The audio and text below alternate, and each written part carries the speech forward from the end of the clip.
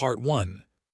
The Council of Dimensional Scholars had existed for longer than most universes. Its members came from realities where the laws of physics bent in strange ways, where thought could become matter, and where entire civilizations lived inside the spaces between atoms. They had seen wonders beyond counting. They had mapped the rise and fall of empires that spanned galaxies. They believed, with good reason, that they had seen everything worth seeing. They were wrong. Researcher Kali stood before the assembly in the Great Chamber, a space that existed in 17 dimensions at once. The other scholars watched with varying degrees of interest. Some had forms that resembled clouds of light. Others looked like geometric shapes that hurt to observe directly. A few had bodies made of pure mathematics. Collies themselves appeared as a tall figure wrapped in shifting colors, their face a smooth mask that showed no expression. "I have completed my study of species H7734, Collies announced. "The ones who call themselves humans." A ripple of mild curiosity passed through the chamber. Humans were a young species from an unremarkable dimension. Their home was a small rocky planet orbiting a medium-sized star in an average galaxy. By the standards of the Council, they were barely worth noticing. "And what have you found?" asked High Scholar, whose form resembled a vast crystal tree with branches that reached into other dimensions. Some modest achievement to catalog, a new way of arranging matter, perhaps. Collies hesitated. This was the part they had been dreading. Their technology is primitive, they admitted. They still burn dead plants and ancient animals for energy. Their fastest ships crawl through space at speeds we would consider standing still. Their computing machines are built from sand and lightning, barely capable of basic thought. Branches swayed with amusement. "Then why do you waste our time with them?" "Because," Collies said carefully, "they have spread across 43 star systems. They have established peaceful trade with 11 other species. They have built structures that took generations to complete, involving millions of workers who never met each other. They have accomplished things that should be impossible for a species at their level of development." The chamber fell silent. This was unexpected. Scholar Meridian 9, who appeared as a sphere of slowly rotating equations, leaned forward with interest. "Impossible by what measure?" "By every measure we use," Collies replied. "We have observed thousands of civilizations at similar technological levels. Most of them destroy themselves through war or waste before they ever leave their home worlds. The ones that survive rarely cooperate beyond small groups. Humans should be trapped on their planet fighting over scraps. Instead, they build together on scales that make no sense." Collies waved a hand, and images appeared in the center of the chamber. They showed human cities stretching across continents, connected by networks of roads and rails and wires. They showed spacecraft being assembled by teams from dozens of different nations. They showed hospitals and schools and farms, all working together in ways that seemed almost magical. "How?" demanded. "Their biology is against them. They are tribal creatures, evolved to trust only small groups. Their history is filled with wars and betrayals. What trick allows them to overcome their nature?" Collies displayed a new image. It looked unimpressive, just a dense collection of documents, charts, and technical drawings. Pages and pages of dry text filled with numbers and specifications. "They call these standards," Collies explained. "At first, I thought they were merely records, administrative details of no importance. I spent 3 of their years studying them before I understood what I was actually looking at." "And what are they?" asked Scholar Null, whose form was a perfect void in the shape of a person, darker than the space between stars. "They are agreements," Collies said. "Billions of humans have agreed across their entire world on thousands of tiny details. The size of their screws, the voltage of their electricity, the way their machines talk to each other, the symbols they use to mark dangerous materials, the shape of the containers they use to ship goods, the format of the signals they broadcast through the air." The scholars exchanged confused glances. This seemed trivial. Why would anyone care about the size of screws? Collies anticipated their confusion. Consider what happens without these agreements. One nation builds trains that run on tracks of a certain width. Another nation builds tracks of a different width. The trains cannot cross borders. Goods must be unloaded and loaded again at every boundary. Trade becomes slow and expensive. Wars have been fought over lesser inconveniences. But surely, said, the stronger nation simply forces the weaker to adopt their track width. This is how civilizations have always operated. Sometimes, yes, collies agreed. But humans discovered something interesting. When they fight over standards, everyone loses. The wars are costly. The aftermath is bitter. The losing side resists and sabotages. But when they negotiate and compromise, when they create a standard that everyone can accept, the benefits multiply.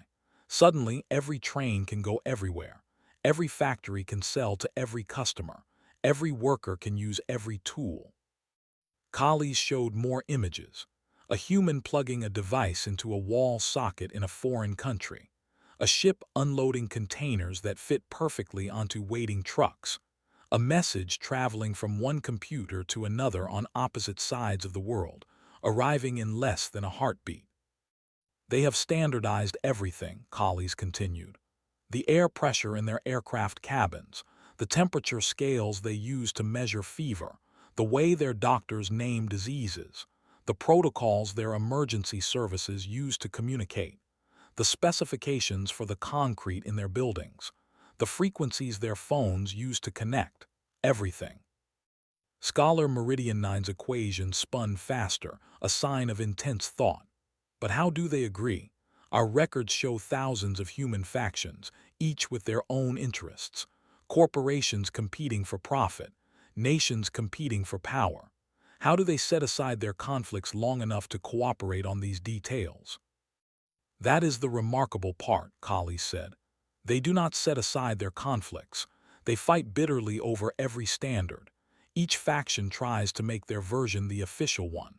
The debates last years, sometimes decades, but in the end they almost always reach agreement because they have learned something important. Collies paused for effect. They have learned that having a standard matters more than having the best standard. A good enough standard that everyone uses is worth more than a perfect standard that only some adopt. So they compromise. They give up small advantages to gain large ones. They sacrifice their pride for their profit. The chamber was very quiet now. The scholars were beginning to understand. This is a social technology, Null said slowly. A tool for coordinating action across large groups. Yes, Collies confirmed. And it is remarkably powerful. Consider, a single human is weak, short-lived, limited in knowledge. But a billion humans all agreeing on basic standards can build wonders.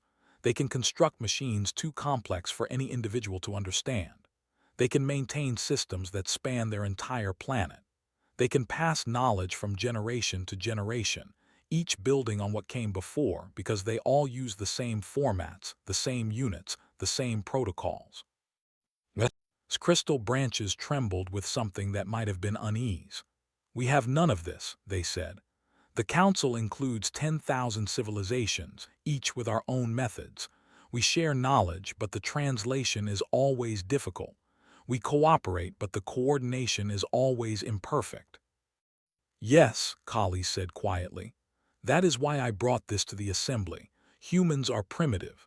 Their technology is laughable by our standards, but they have solved a problem that we have never even recognized as a problem. They have learned to agree. The meeting continued for many hours, with scholars arguing about the implications of Collies' findings. Some dismissed it as irrelevant, pointing out that the Council had achieved far greater things than humanity ever would. Others were troubled, wondering what they might have accomplished if they had developed similar methods. In the end, they decided to send a research team to study humans more closely. If these strange creatures had truly discovered a new form of technology, the Council needed to understand it. They had no idea how much that understanding would cost them. Part 2. The research team arrived on Earth on a gray morning in autumn. There were three of them, disguised in human bodies that looked ordinary enough to avoid attention. Collies led the group, accompanied by Scholar Meridian 9 and Scholar Null. They had chosen to appear as middle-aged professionals, the kind of people who might reasonably attend the meetings they planned to observe. Their first destination was Geneva, a human city nestled between mountains and a lake. It was home to many of the organizations that created and maintained human standards. The scholars found it almost comically peaceful, with its clean streets and orderly buildings. This quiet place, they knew, was one of the nerve centers of human civilization. They began by observing the International Organization for Standardization, a body whose name was so bland that it seemed designed to bore anyone who heard it. The scholars had expected something impressive, perhaps a great temple or a fortress of knowledge. Instead, they found ordinary offices filled with ordinary humans drinking ordinary coffee. "This is it?" Meridian 9 asked, their human disguise frowning with disappointment. "This is where they coordinate their entire species." "One of the places," Collies confirmed. "There are hundreds of similar organizations. Each handles different areas. Some focus on industry, others on communications, others on health and safety. They overlap and compete, but they also cooperate." The scholars settled in to watch. They attended meetings as silent observers, claiming to be consultants from a small country that no one had heard of. The humans accepted their presence without much curiosity. Standards meetings, it seemed, were always looking for more participants. What the scholars witnessed over the following weeks challenged everything they thought they knew about primitive civilizations. The first meeting they observed concerned the specifications for shipping containers. This seemed like the most trivial possible subject. A container was just a metal box. How complicated could it be? The answer, they discovered, was very complicated indeed. The meeting included representatives from 12 different countries. There were shipping companies and port authorities, trucking firms and railroad operators, manufacturers and insurance providers. Each had their own interests. Each wanted the standard to favor their existing equipment and practices.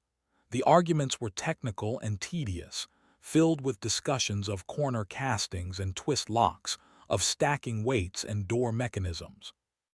The scholars watched in fascination as the humans fought over every detail. A representative from one country insisted that containers should be slightly wider to accommodate their domestic trucks. Another argued for a different locking mechanism that their ports already used. A third wanted exemptions for special cargo that their nation exported. The discussions grew heated. Voices were raised. At one point, two delegates refused to speak to each other directly and communicated only through an intermediary. And yet somehow they reached agreement. After 3 days of argument, the committee produced a revised specification that everyone could accept. It was not perfect. Everyone had given up something they wanted, but it was good enough, and that was what mattered. "I do not understand," Null said afterward, their disguised face twisted with confusion. "They clearly hate each other. That delegate from the Eastern nation and the one from the Western power have been trading insults for centuries. Their governments are rivals, yet they sat in the same room and agreed on the size of metal boxes." "Because they both want to ship goods," Collies explained. "Their hatred is real, but their need for trade is also real. They can hold both things in their minds at once. They can be enemies in politics and partners in commerce." "This is madness," Meridian 9 muttered. "No rational species should be able to function this way." The scholars moved on to observe other organizations. They attended meetings about electrical safety standards, where engineers argued about the proper thickness of wire insulation. They watched debates about food labeling requirements, where health officials negotiated over which allergens must be listed and in what format.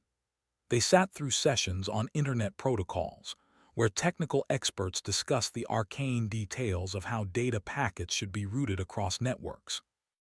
Every meeting followed the same basic pattern. Competing interests arrived with incompatible demands. Arguments went back and forth for hours or days or weeks. Compromises were proposed and rejected and revised, and eventually, almost always, agreement emerged. The breakthrough in understanding came when scholar Null spent a month studying the history of human standards. They traced the development of key agreements back through the centuries, mapping how each standard had emerged from chaos. "I found something remarkable," Null reported to the others. "Humans did not always have this ability. In their past, they often failed to agree. Different regions used different weights and measures. Different nations built incompatible systems. The waste was enormous." "What changed?" colleagues asked. "They learned from their failures," Null said. "Again and again, they experienced the costs of incompatibility. Trains that could not cross borders. Electrical systems that sparked and burned when connected incorrectly. Ships that sank because builders used different unit systems. Each disaster taught them the value of agreement." Null showed them a specific example, the story of a human spacecraft that crashed because one team of engineers used one measurement system while another team used a different one. The mistake was simple. The cost was hundreds of millions of their currency units and years of work, destroyed in seconds. "After such failures," Null continued, "humans created new standards and new organizations to maintain them. They built systems specifically designed to prevent the same mistakes from happening again. Over generations, they developed what we might call a culture of standardization. It became normal, expected, unremarkable for competitors to cooperate on technical specifications." Meridian 9 processed this information slowly. "They learned to standardize because they had no choice," they said. "Their technology was dangerous enough to punish incompatibility but not advanced enough to simply work around it. They were forced to cooperate or suffer." "Yes," Null agreed.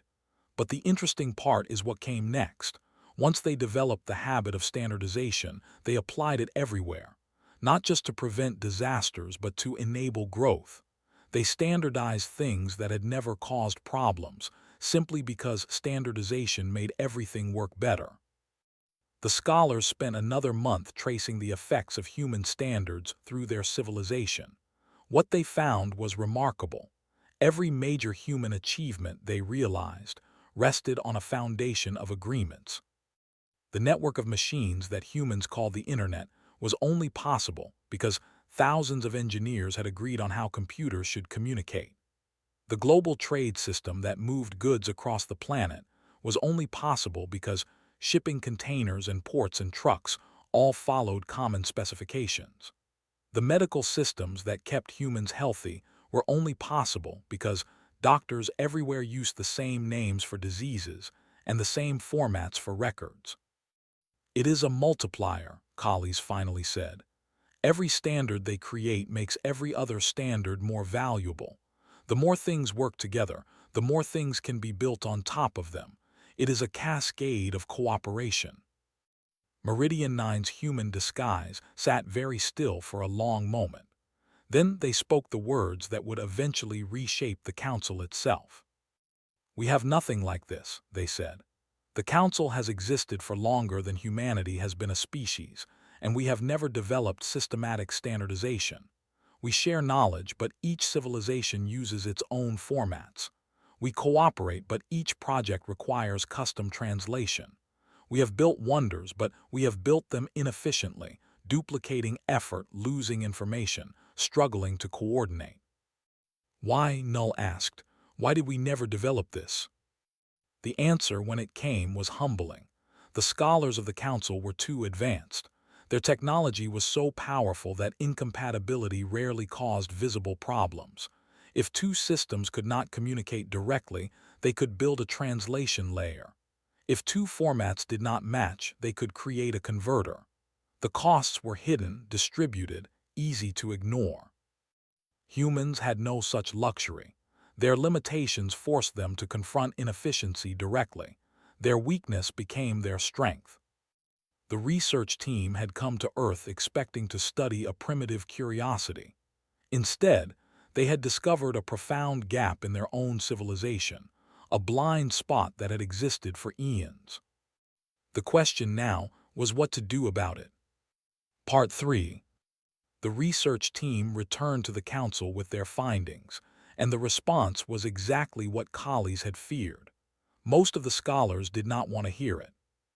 You suggest that we, who have mastered the fabric of reality itself, should learn from creatures who cannot even leave their own star system without machines.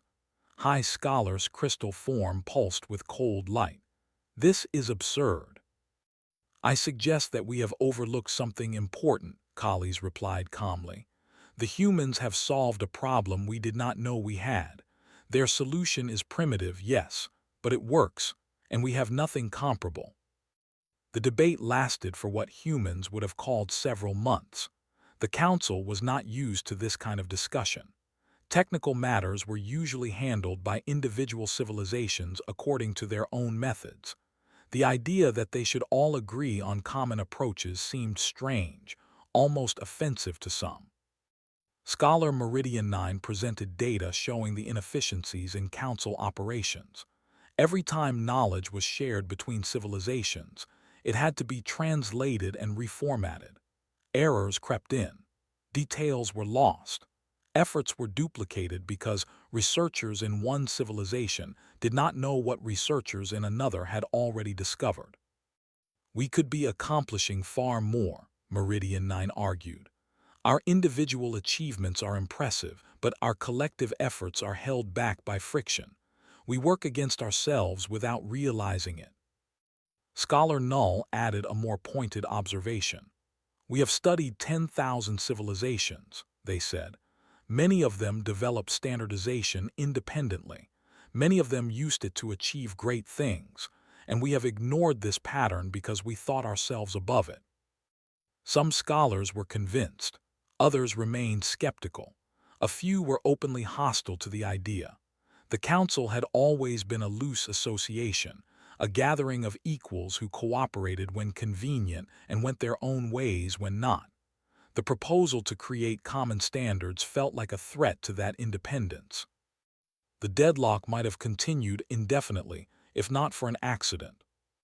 A research project involving scholars from several different civilizations was studying a phenomenon at the edge of a distant dimension. The work required precise coordination between teams using different equipment and different methods. The teams had built translation systems to communicate, as they always did. Everyone assumed these systems would work well enough. They were wrong. A small error in translation caused a measurement to be interpreted incorrectly. A device was calibrated based on the wrong number. The device overloaded, and the resulting cascade destroyed not only the equipment but the entire research station. 17 scholars were lost, their patterns scattered beyond recovery. The investigation that followed revealed a disturbing truth. The translation error was not unusual. Similar mistakes happened all the time, caught and corrected before they caused harm. But the systems were complex, and the margins for error were thin. It was only a matter of luck that disaster had not struck sooner. This will happen again, Collies said to the council assembly. It is not a question of whether but when. We have built our cooperation on sand, and we are surprised when it shifts beneath us. The mood in the council changed after that. The accident had made the costs of incompatibility visible in a way that abstract arguments could not. Scholars who had dismissed standardization as a primitive concern now saw it as a matter of survival. Collies proposed a test. The council would develop a single standard, one simple agreement that all civilizations would adopt. If it worked, they would develop more. If it failed, they would abandon the effort. The standard they chose was basic, a common format for sharing research findings. It would specify how information should be structured, what metadata should be included, how measurements should be expressed. Simple in concept, though difficult in practice. The negotiations began, and they were brutal. Every civilization had their own way of recording information, developed over eons and deeply embedded in their culture. The scholars argued about everything: the number of categories, the precision of timestamps, the representation of uncertainty. Details that seemed trivial became as each faction tried to protect their familiar methods. Collies watched the process with a strange mixture of frustration and hope. It reminded them of what they had seen on Earth: the same endless arguments over small details, the same stubborn defense of existing practices. But they also knew how those human arguments usually ended. 3 local centuries passed. Factions formed around competing proposals. Compromises were offered and rejected.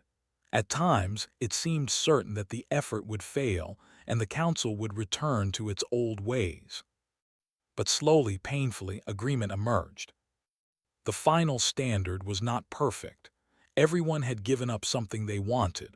The format was more complex than some had hoped and simpler than others had demanded.